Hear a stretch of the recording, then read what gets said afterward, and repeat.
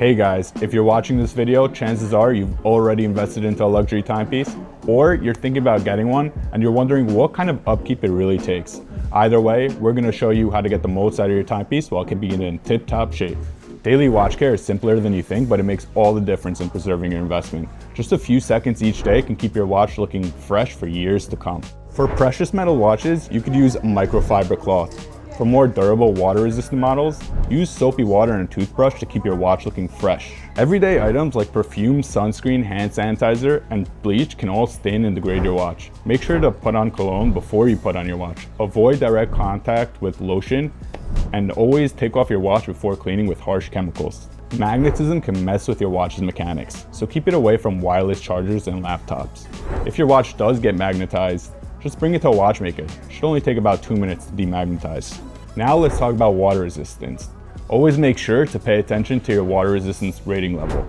For example, 30 meters, it's really just splash proof, not waterproof. Beyond that, you're probably safe to swim. But no matter what, always make sure to screw down your crown all the way, because even at diver level water resistance, your watch will be 0% waterproof if not. Winding your watch and setting complications might seem simple, but doing it wrong can cause serious damage. For manual watches, make sure you stop winding once you start feeling resistance. Overwinding your watch can damage the movement. As for chronographs, don't leave it running all day. It can add unnecessary wear and reduce power reserves. Finally, avoid setting the date during the danger zone between 9 p.m. and 3 a.m. Setting the date during this time can mess with the gears already in motion, damaging the watch. Even the most high-end watches need regular servicing. Timing accuracy, water resistance, lubricants, and battery life don't take care of themselves. But service schedules depend on what kind of watch you own: mechanical, quartz, or high complications.